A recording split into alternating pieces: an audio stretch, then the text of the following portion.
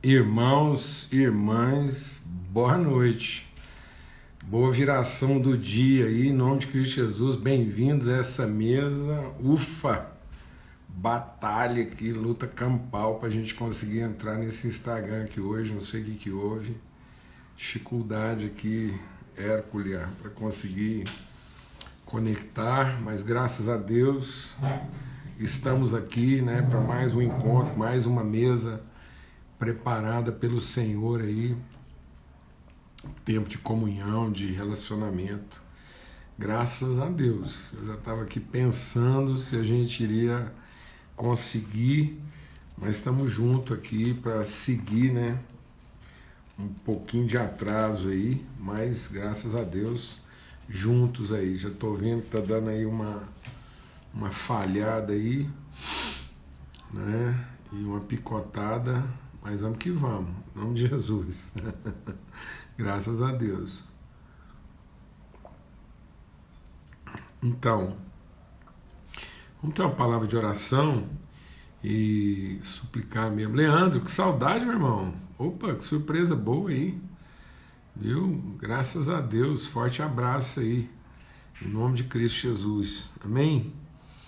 Pai, muito obrigado mesmo pelo teu amor, tua bondade, por esse tempo de comunhão aqui, de relacionamento. Obrigado por mais essa mesa, por mais essa conexão, mais encontro e tempo de gente mesmo, assim, sem isso, o Espírito ministrando, falando, revelando virtude ao nosso coração, Pai, no nome de Cristo Jesus. Nós queremos mesmo entrar na tua presença com ousadia, rapidez, na confiança, com clareza de fé, plenitude, assim, compromisso, empenho com o Senhor, Pai, no nome. Graças a Deus. Então, vou fazer o seguinte, tá? Eu vou te comentar.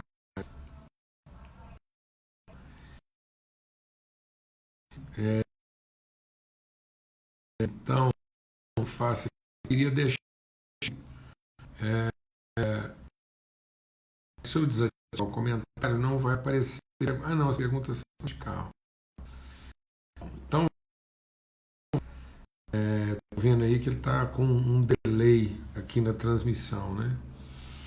E aí, como a gente está avançando aqui na nossa reflexão, nossa meditação, e nós chegamos aqui até o capítulo 9, então eu queria fazer o seguinte, a gente vai compartilhando, vai rever um pouco aqui, porque seguramente eu não quero apressar, amanhã a gente não vai conseguir concluir, nós vamos entrar para a semana que vem, porque seria absurdo, né? A gente é o capítulo 10, 11, 12, e enfim, até o final da carta aí, de maneira apressada. Então, vamos fazer o seguinte, a gente continua avançando pela carta aos Hebreus aí durante a semana que vem, né? A partir de segunda-feira aí a gente vai meditando sobre isso. Hoje a gente vai recordando algumas coisas aqui bem essenciais e eu vou abrir para pergunta aqui hoje. Amanhã a gente retoma, né? Vamos fazer uma conclusão aí dessas 2 semanas aí. Amanhã a gente retoma isso e vou abrir para perguntas, porque às vezes ficou alguma coisa, como a gente está tratando, eu recebi alguns testemunhos assim bem fortes aí, né, de irmãos, de irmãs aí, das coisas que Deus tem ministrado, e às vezes não ficou alguma coisa muito clara aí, você vai e faz uma perguntinha aí e a gente segue na reflexão, tá bom assim? Então, o essencial dessa carta, o nosso grande desafio de transformação é entender mesmo assim, aquilo que é a forma e aquilo que é o espírito, né? Aquilo que, vamos deixar o Espírito de Deus ministrar o nosso coração, aquilo que pauta o comportamento e aquilo que transforma o entendimento. Nem sempre, amados, isso é tão essencial, isso é tão desafiador para nós. Nem sempre aquilo que está pautando o comportamento está transformando o entendimento.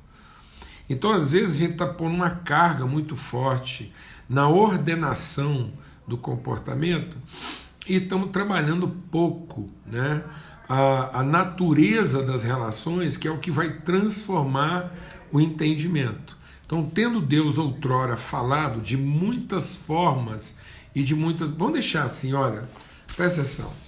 Tendo Deus outrora falado de muitas maneiras, de muitas formas aos pais pelos profetas, nesses últimos dias nos falou pelo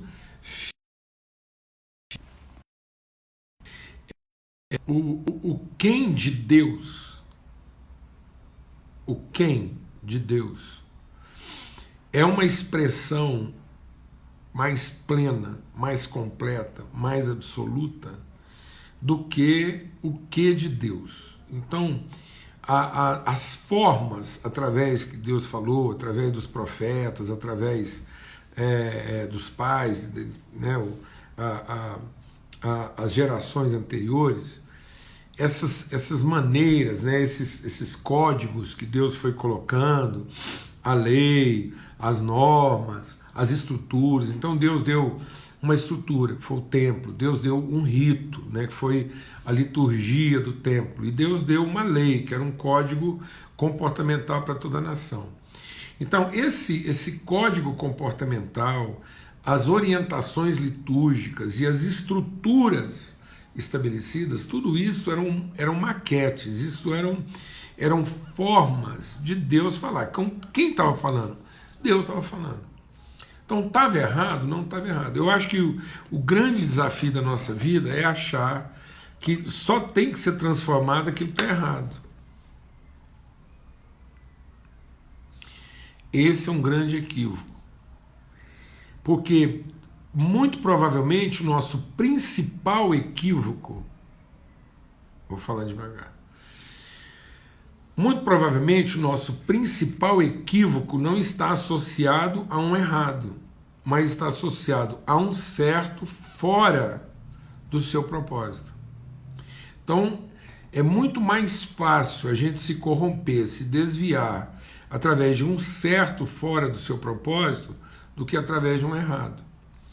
A percepção do errado, a conclusão de que a coisa está errada e a gente tem que mudar, ela é muito mais óbvia, ela é muito mais rápida, ela é muito mais imediata, ela é até mais descerebrada. A gente não precisa pensar, meditar, avaliar. Então, para descobrir que está errado, a gente não precisa meditar. Mas às vezes, para perceber que o certo na nossa vida está fora do seu propósito, que aquilo que nós estamos fazendo, apesar de estar certo, apesar de ter sido Deus que deu, Ele que falou, aquela não é a forma ainda plena através da qual Deus quer se revelar. Então Deus está num caminho conosco de plenitude. Deus está nos levando a um caminho de transformação e não de mudança. Amém? Então, mais do que mudar o nosso padrão comportamental, Deus quer primeiro transformar a nossa consciência. Por isso o texto que a gente leu aqui diz que aquilo que foi colocado não tinha eficácia, né? Aqui foi colocado aqui que tudo aquilo que foi colocado não tinha eficácia para transformar a consciência das pessoas. Foi isso que a gente leu aqui, né? A gente viu aqui ontem. Então, aquilo que foi dado, aquele processo todo, não era suficiente para transformar a consciência. Então a lei, por isso que a lei nunca aperfeiçoou ninguém. Então, os padrões comportamentais, as metodologias, as formas litúrgicas, elas são medidas temporárias para nos preservar, não é poupar, preservar no sentido da gente conseguir avançar no caminho. Deixa eu ver se tem alguma pergunta aqui. Não, ninguém está fazendo pergunta, não. Então é isso. Então o que a gente está avaliando aqui até agora, que é o nosso maior desafio, é perceber que em Cristo Jesus Ele está nos movendo, né? Quando ele diz assim, Deus não habita em tabernáculos feitos por mãos humanas. né? Então, ele está dizendo aqui, ó, que a gente viu lá. Ele diz que a primeira aliança também tinha preceitos de culto divino e o seu santuário terrestre. Então, essa questão do santuário terrestre e da liturgia, apesar de ser uma liturgia dada por Deus, conduzida por Deus, ela não tinha a vocação, o propósito do nosso aperfeiçoamento. Amém? O nosso aperfeiçoamento está numa identificação com Cristo e não numa veneração de Jesus. Está claro isso? Então, a verdadeira espiritualidade não está em venerar Jesus como uma expressão da divindade. A verdadeira espiritualidade está em ser transformado conforme a natureza de Cristo, como uma revelação da paternidade. Então, a verdadeira espiritualidade, ela não nos conduz ao rito litúrgico. A verdadeira espiritualidade, ela nos conduz do rito litúrgico para a intimidade da mesa da comunhão, comunhão com Deus e uns com os outros. Vamos repetir isso aí. Então a espiritualidade, ela não, quanto mais espiritual, eu não sou conduzido ao rito litúrgico. Quanto mais espiritual, eu sou conduzido do rito litúrgico, que era uma normativa temporária, pedagógica, para que eu, de devoto de Deus, passasse a ser conhecedor do Pai. Então Deus quer nos mover da devoção divina à comunhão paterna.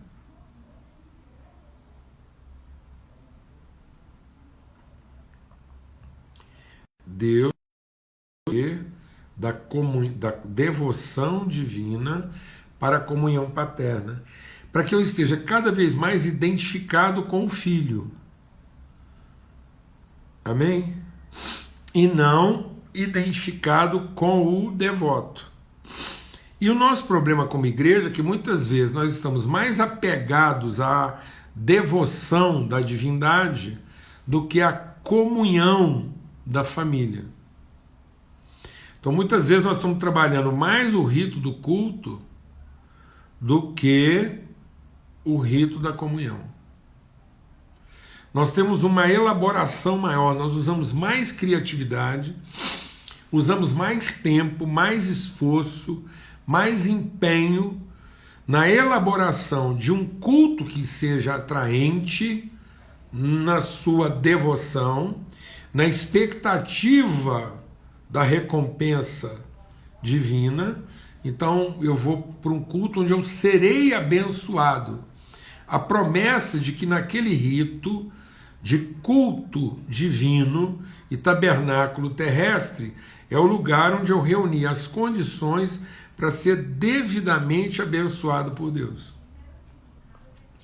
Sendo que nós temos que ser movidos desse entendimento e sermos transformados para o entendimento da comunhão de família, da comunhão com o Pai, do conhecimento de Deus como Pai, dos irmãos, a comunhão dos irmãos, para que nós possamos nos fortalecer mutuamente, nos suportarmos mutuamente, colocarmos a nossa fé em favor uns dos outros.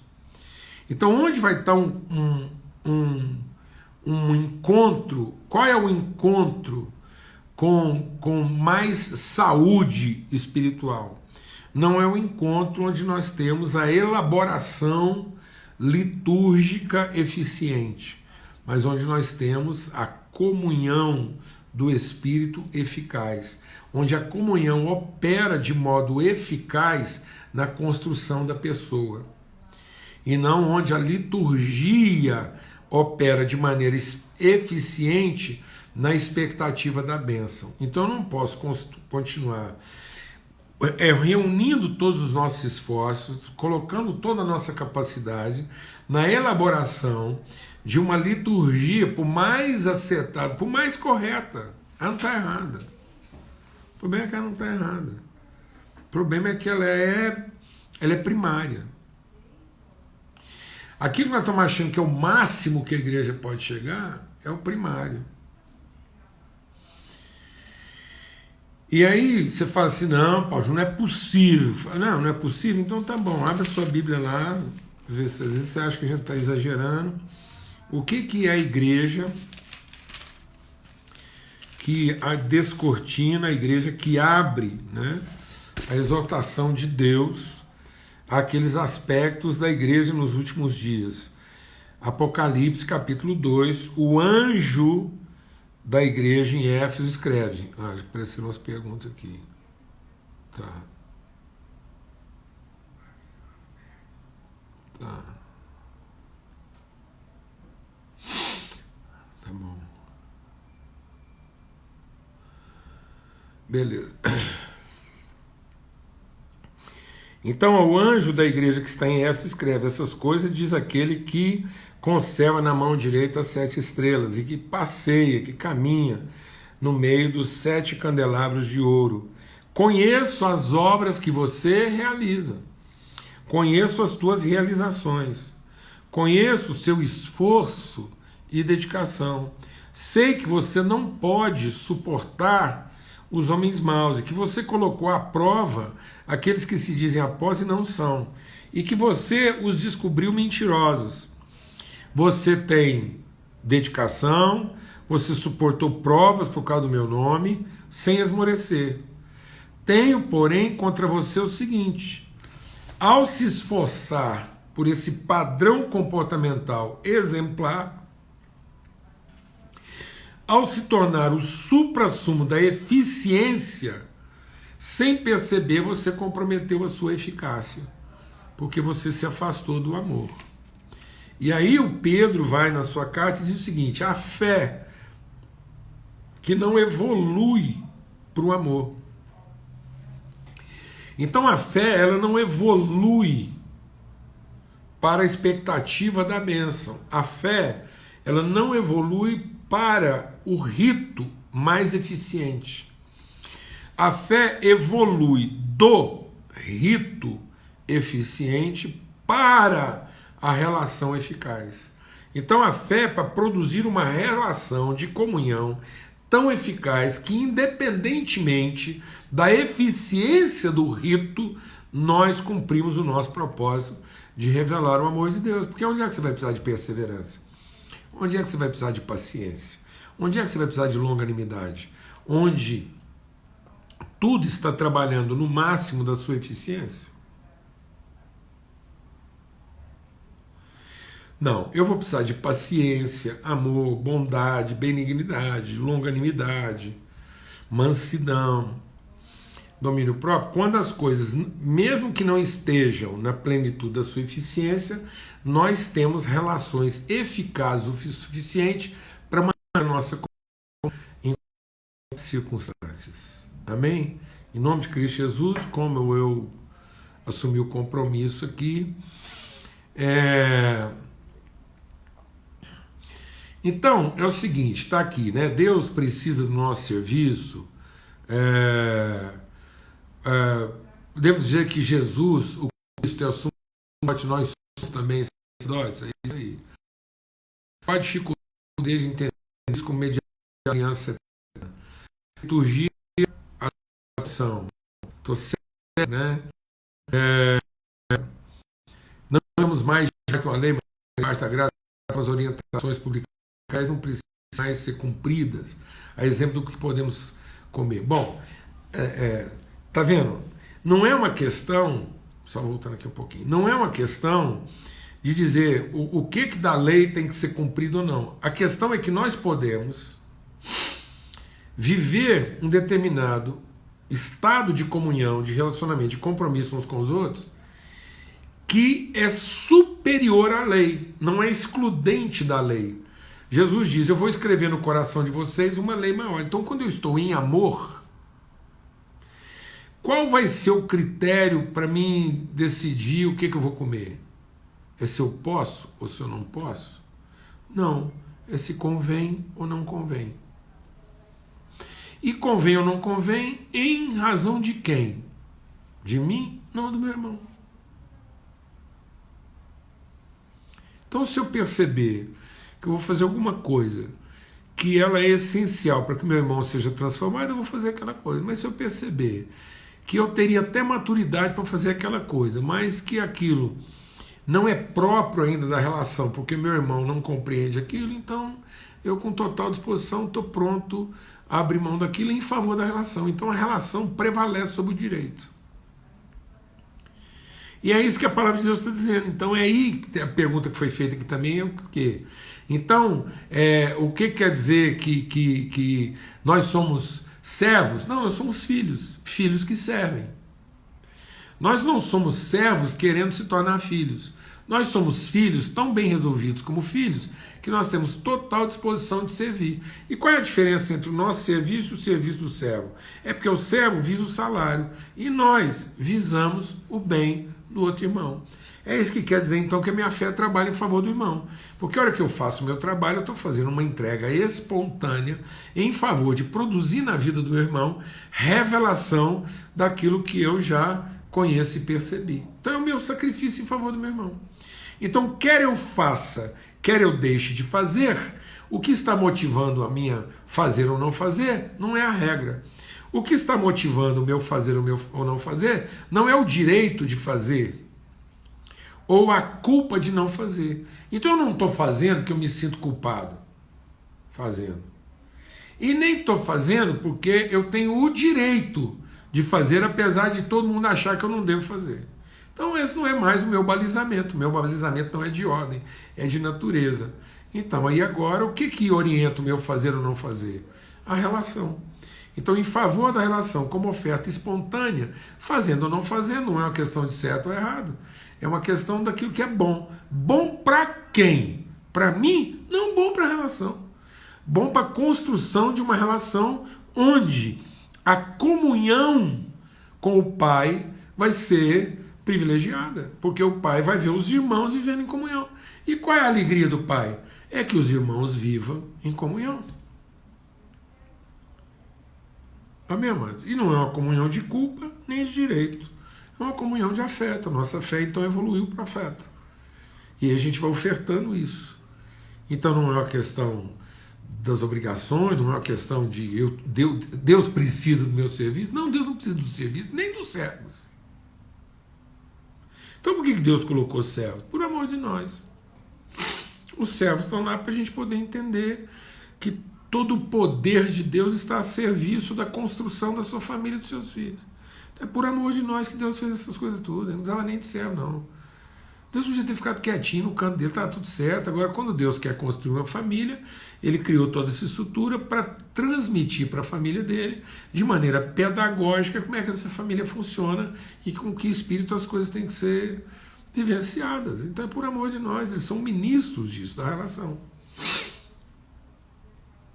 Amém? Em nome de Cristo Jesus. Tudo trabalha, tudo coopera para a nossa edificação. Então Deus não precisa de nada, não. Nem do nosso serviço, nem do de ninguém. Por isso que Deus fala, não façam nada por necessidade ou por interesse, mas façam tudo de maneira espontânea, porque Deus não fez nada por necessidade nem por interesse. Deus agiu de forma espontânea, no seu desejo espontâneo de formar uma família e no seu desejo espontâneo de repartir com essa família as suas virtudes e torná-las conhecidas. Então nós somos seus filhos. É assim que Cristo foi introduzido. Então, e agora nós temos essa inspiração em Cristo Jesus. Né? E aí, agora você entendeu o que significa colocar nossa fé em favor uns dos outros, e que ele é o supremo sacerdote, porque o Espírito que estava nele agora também movimenta na nossa vida para que a gente possa ser sacerdote. Por isso nós somos nação santa, povo de propriedade exclusiva de Deus, sacerdócio real. E aí, por isso que o que tinha dentro da Arca da Aliança, para a gente concluir aqui? O que tinha dentro da Arca da Aliança eram o quê? Era as tábuas da lei, a vara de Arão e uma porção do maná. O que significa esse elemento pedagógico da arca? Então, o que está contido no interior, lá na interioridade do compromisso empenhado de Deus conosco? Ele está dizendo: olha, não esteja ansioso, isso aqui é uma família. Então, primeira coisa, nunca faltará pão. Não esteja ansioso quanto ao que comer, ao que vestir, porque está aqui. Está vendo o maná? Eu garanto o pão de cada dia. Pai nosso que está nos céus, santificado seja o seu nome. O pão nosso de cada dia, o Senhor nos dá hoje. Estava lá as tábuas da lei. Então, do mesmo jeito que não faltará suprimento, não faltará orientação. Essa é a minha palavra. Quem medita nessa palavra vai saber exatamente o que tem que fazer para ser bem sucedido em tudo que fizer. Então, não faltará orientação. Nessa família não falta pão e nessa família não falta orientação. Amém? E por último, a vara de Arão que floresceu. Era um pau seco, Moisés bateu lá no chão, ficou no chão e floresceu. Ou seja, a certeza da ressurreição, ainda que esteja morto, viverá. Então, nessa relação que nós temos com Deus, não faltará provisão, não faltará direção e não faltará poder, autoridade para enfrentar as condições, por mais adversas que sejam. Amém? Então, ainda que aquilo chegue a um ponto que muita gente acha que não tem mais conserto, opera em nós o mesmo poder que ressuscitou Jesus entre os mortos, para realizar em nós, através de nós, muito além daquilo que a gente é capaz de pedir ou pensar, segundo o poder que em nós opera. Não faltará provisão, não faltará orientação e não faltará o poder, a autoridade necessária para enfrentar a vida conforme ela se nos apresenta. Baseado nessa aliança, nós somos filhos de Deus e nós trabalhamos então em favor uns dos outros para produzir conhecimento na medida em que nós somos guiados no espírito da comunhão. Então todo o nosso esforço é em favor da unidade, da comunhão, do conhecimento da família e não no sentido de desenvolver formas ou métodos que são primários, tinham a sua eficácia no passado, mas agora nós fomos segundo uma nova revelação e agora nós vamos mexer com essas ordens, com esses métodos, com muito mais liberdade de adaptar, adequar essas formas e métodos, porque neles não está impressa nenhum tipo de obrigação ou de poder capaz de nos purificar ou de nos santificar, uma vez que a relação com Cristo, através do seu Espírito, segundo a tua palavra, na comunhão plena do corpo, que a nossa consciência é transformada. Amém? Graças a Deus. Deixa eu só ver se tem mais alguma coisinha aqui. Então a gente viu aqui.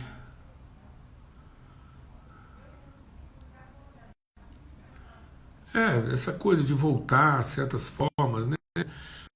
Eu acho que isso aí, assim, é como eu disse, não está errado, né?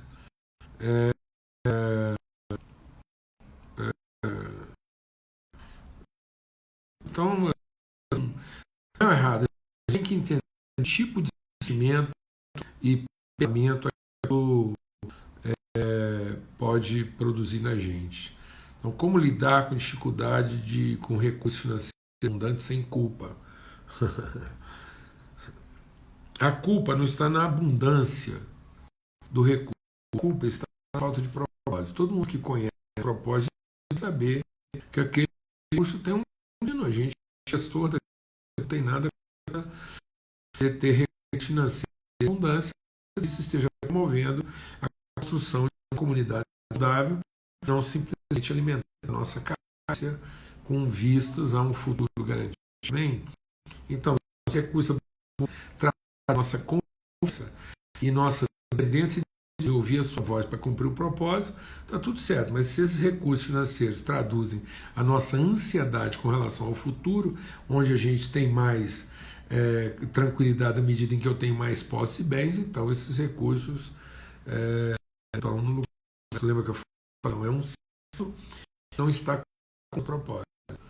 Então a questão não é o que está certo ou o que está errado, a questão é se as coisas da nossa vida estão cumprindo aquilo que é o verdadeiro propósito de Deus para a nossa vida. Amém? Graças a Deus, muito bom estar com vocês aqui, né? Esse grau de engajamento dos irmãos aqui. Eu fico assim sempre maravilhado, né, de ver todo mundo por aqui. Opa, e a gente poder participar, ter esse tipo de comunhão. Hoje atrasou um pouquinho, por isso também que a gente está avançando um pouco no horário, sempre dentro daquela proposta, a gente ter aqui pelo menos 30 minutos de comunhão, reflexão, a Cristo de todos, se Deus quiser, amanhã às 18 horas, espero que a gente consiga entrar sem tanto transtorno, a coisa está picotando aí, tá bom? Forte abraço de Deus sobre a vida da casa de cada um, que os corações e as mentes guardados na paz de Cristo.